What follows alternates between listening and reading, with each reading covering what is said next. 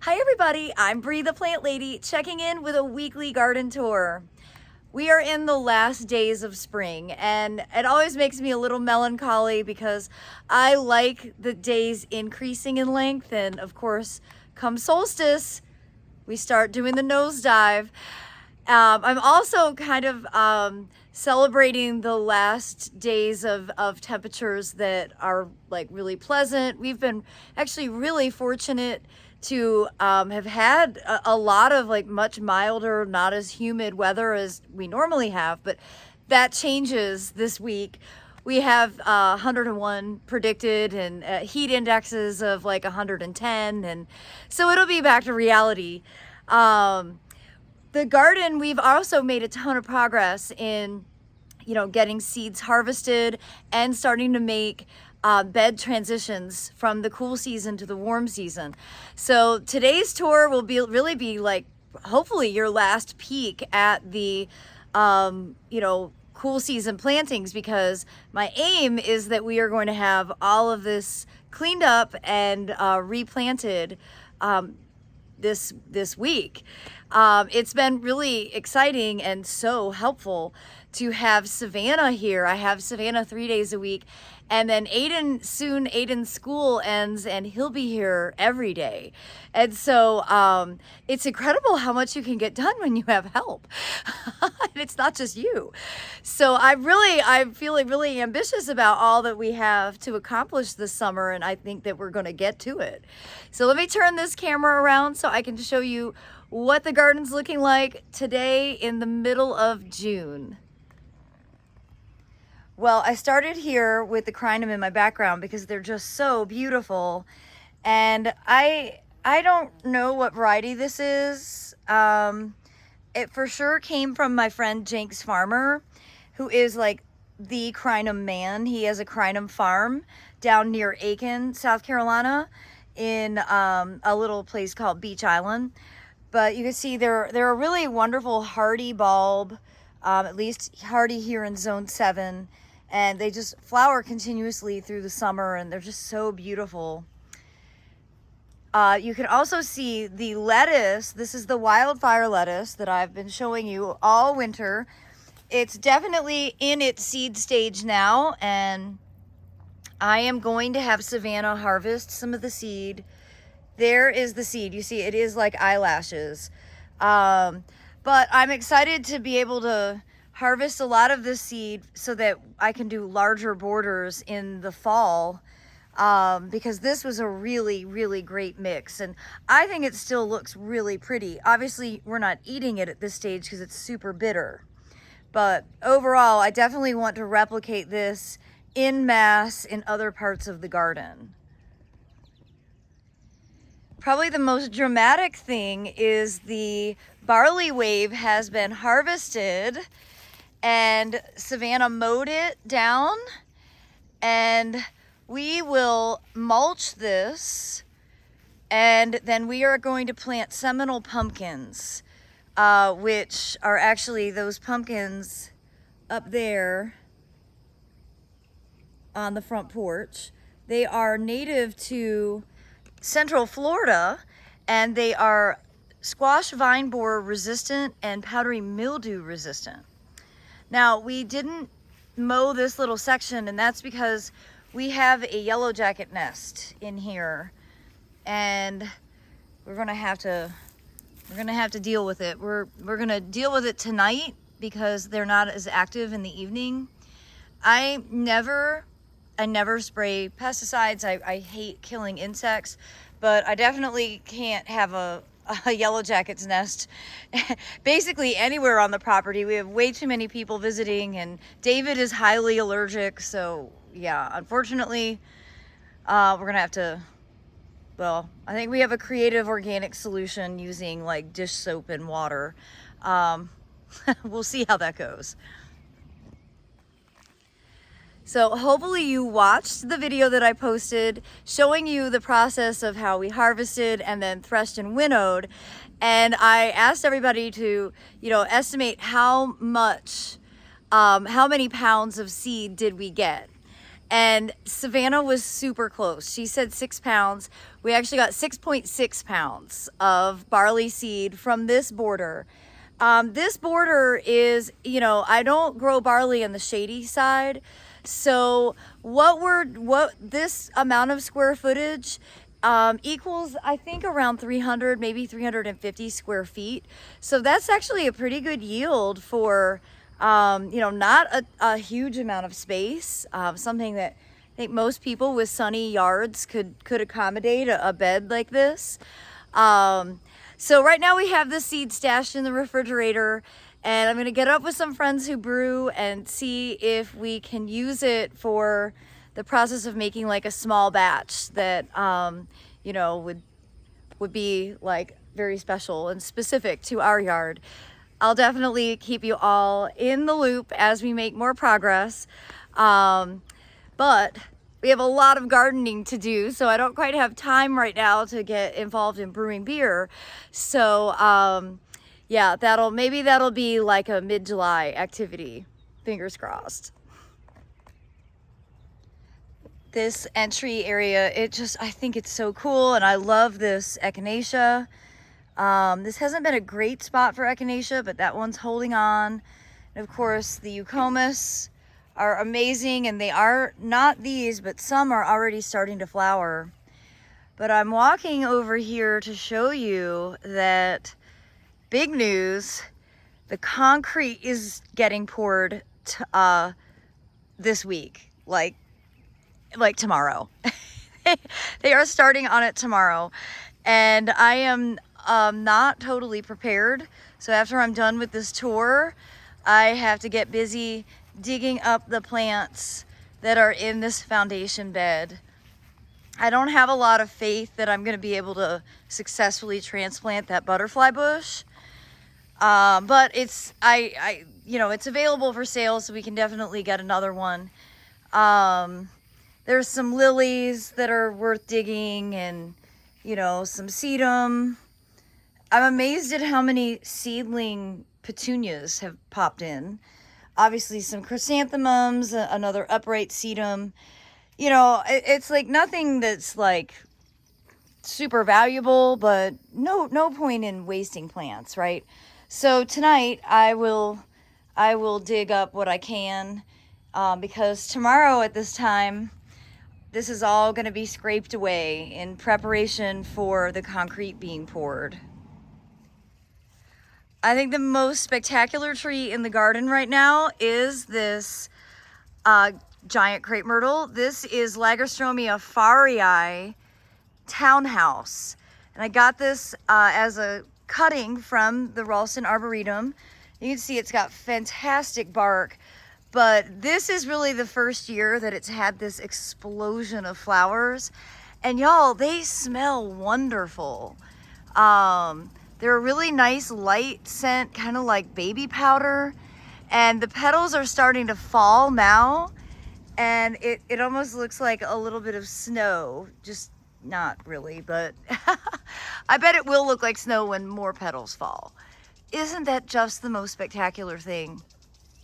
Remember, don't murder your crepe myrtles. It's so stupid that people plant these trees that are going to be big, and then they cut them off because they don't want them to get tall. Like, if you don't want a tall tree, don't plant a giant crepe myrtle. It just aggravates me to no end when I see people do that. They have such a fabulous structure. Stop murdering your crepe myrtles, everybody. Cubby is waiting for dinner, and I have to show you, the wall has grown a lot. It's so great. It's so colorful and beautiful. I really love having the cucumber growing across, and there's little cucumbers growing. But I wanted to show you the black mudruss. Someone told me how to say it. I've been saying it wrong. Has germinated, and it's growing. You know, this has been seeded for just over a week, 8 days, and you can see how big it already is. And then of course the Rex rice, which I did about a month ago, is growing great. So along this border, I'm gonna be having Savannah actually pull out the old dead poppies because they are finished. Really happy to see the fruit set on this Viburnum. This is Viburnum plicatum Shasta, and that just gives such a great seasonal interest. You can see the papyrus, which has been hardy, is growing really well, and I've got the water running because we have planted these beds and we did not get any rain lately.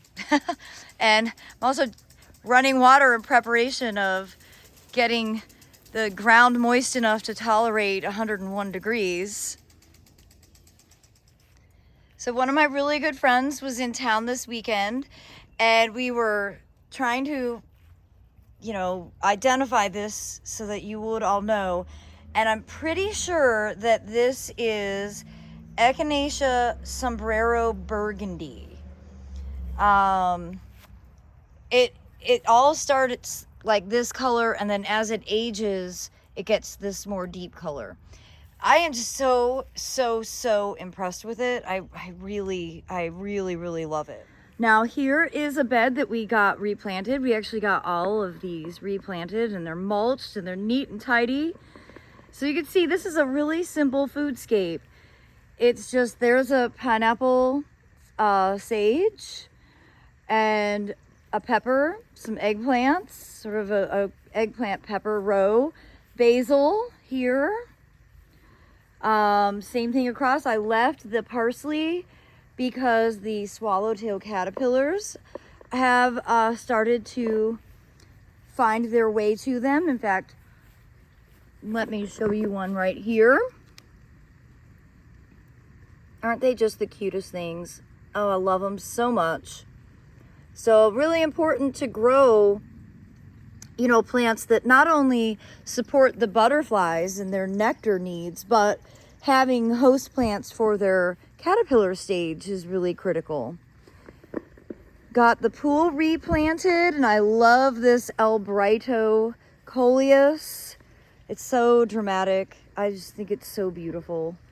Kept it really simple. We did seed a bunch of sunflowers that I bought from Park Seed. We did Italian white in here, so I think that's gonna look really pretty. And then this border is actually pretty similar. Again, the pineapple sage, peppers, and I actually planted some more perennials in here. So some echinacea, some liatris, and then of course some of the dahlias. And I'm gonna try and leave the dahlias in the ground and see if they will reliably overwinter here. Well, as you can see, we got the tower replanted, and it's incredible how fast it's already growing. But I want to show you these seedlings.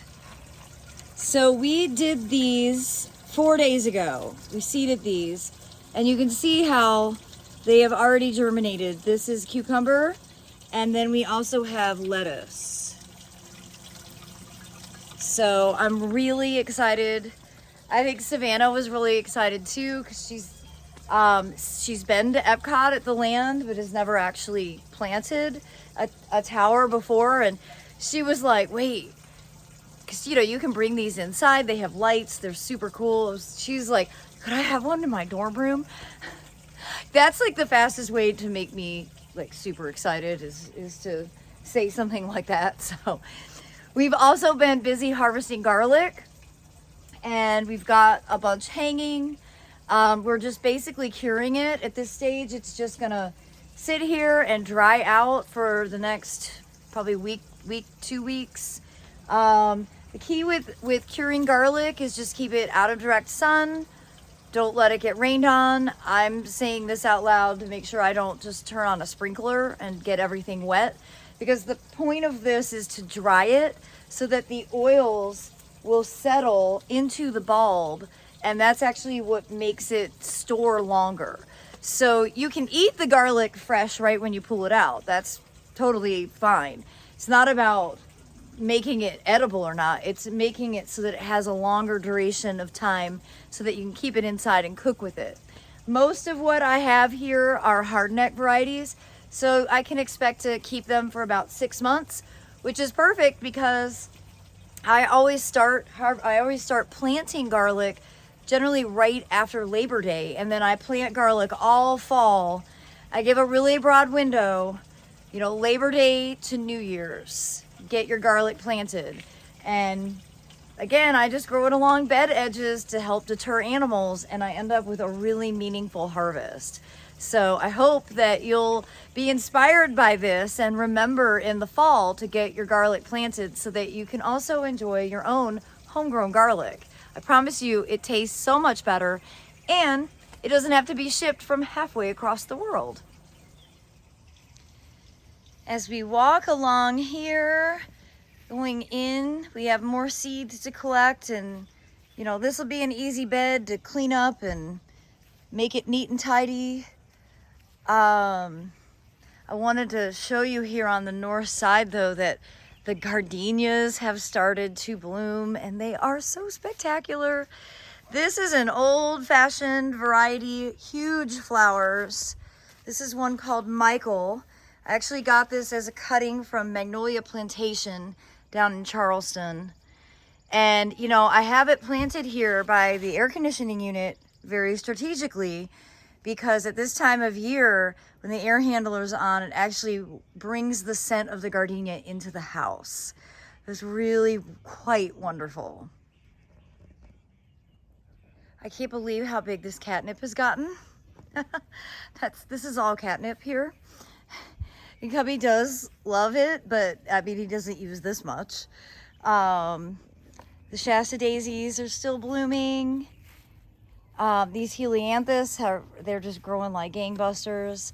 But I'm so excited to see these echinaceas are blooming. These are just the straight species, Echinacea purpurea. And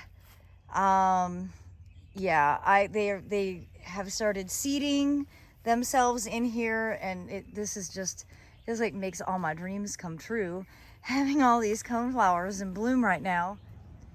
So I had to walk through here to show you the last of the poppies. I always think the first and last poppies are the most special, and this is just like one of my favorite colors. I really like this raspberry. So worth noting, the final poppy flower. Actually, that's not true. Look, there's a couple more buds that haven't yet opened. So we'll have a few more this week, but it's definitely, you know, seed collecting time, and hopefully next week at this time we will have at least some portion of this cleaned up, because I would like to be able to walk through here again. So after complaining about these figs for like a decade, you guys, guess what's finally happening? They're setting fruit. I am so glad I didn't get mad and cut them all the way down. there's fruit growing on basically all the old branches. You can see a bunch there. So this is the first time that I will have actually gotten a decent harvest from these 3 figs that have been planted here for 11 years. I feel like I've waited long enough. And down into here, this broccoli, my last crop of broccoli for this season, is doing really well. You can see here it's starting to flower. It is not gonna like this week's temperatures, but I think it's well established enough that I will still get to be able to harvest from here. I just really like this combination. This is of course the arugula in flower, and I love that backdrop with the broccoli behind it. So when I got home just now, I looked out and there was a deer right here eating the blueberries. So I guess, oh yeah, you can see. You know, we all have them. We all have deer. We will get this raspberry dealt with this week. And there's so many raspberries to harvest. I guess I'm going to add that to Savannah's to-do list when she comes. Just go out and harvest all the raspberries every single day. Oh, they are such a treat. They are so much better than the ones from the grocery store. I clearly need to water the greenhouse. Have not gotten over here done, but it's top priority. And actually you can see these broccolis, I need to harvest these tonight. Unfortunately, with the heat coming, they're not gonna grow as nice florets. So I just need to go ahead and cut these down and get this prepped. And then of course I have tons of onions that I also need to pull out and cure. So it's actually a pretty nice temperature tonight. I might go ahead and do this after I eat dinner. That cardinal was just eating blueberries. I just wanted to give you a peek into here because this hydrangea is so absolutely incredible. And of course, you know, it's kind of covered up by all these crazy colocasias. Black runner, I don't recommend it. It really does run. But yeah, that's the only hydrangea that's blooming for me right now. It's so sad. That March cold snap really caused a lot of trouble. Along here, I just wanted to show you the money plant is going into its seed stage. So, you know, this is a really cool thing in that you collect the seed. You see the seed is here on both sides, and that just comes off. So there's the seed. But then if you do that, then what you're left with is this just translucent middle section.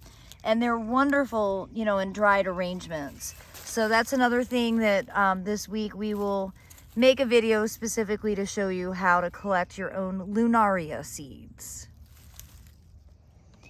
Well, the Talinum, which is a really vigorous self-sower, is blooming and going to be spewing seeds. And I always keep a few, but I caution you because every single one of those will germinate and it can really kind of colonize and take over a space. Definitely am getting anxious to get this all collected, and you can see that a lot of the Nigella are ready now. So I'll show you here. Well, that one wasn't quite ripe. Even though it was brown, the seeds need to be black. Otherwise they aren't gonna germinate. So, okay, not yet. Seed saving. Let's see if any of these are ripe. You should hear the seeds jingle around, and they're not jingling, so not yet. I bet after 101 degrees they'll dry out and they'll be ready. And along here, the elephant garlic is blooming. I usually don't allow them to do that, but I don't know why I decided to let those happen. Tons and tons of poppies ripe, but the finches are getting to them really quickly. So in the next couple of days, we will get these all harvested. You see, this is what the finches do. It's yellow finches, and they are so cute, and I love them. And I'm so happy that I can feed them this way. But I also want the seeds to be able to distribute to people. And you can see the gladiolas that I planted last year. These were gladiolas from Aldi. Have gone into full flower. I've already been cutting these for arrangements. I love gladiolus. My grandmother's brother was a gladiolus breeder in Czechoslovakia, and so I always have gladiolus in my gardens because it reminds me of my family. I mean, how could you beat that? It's so they're so glorious. Gosh, they're so beautiful. Well, I hope you've enjoyed this week's garden tour. I can't wait for next week when I get to show you all the progress that we've made. And I am just wishing you all the best. Be sure to try and stay cool and stay hydrated. Work smart, not hard. Don't kill yourself outside when it's 1,000 degrees. You know, this is the time of year where I have to really remind myself, like, work in the early mornings and evenings and do computer work in the afternoon. All right, everybody, take care. Thanks so much for watching.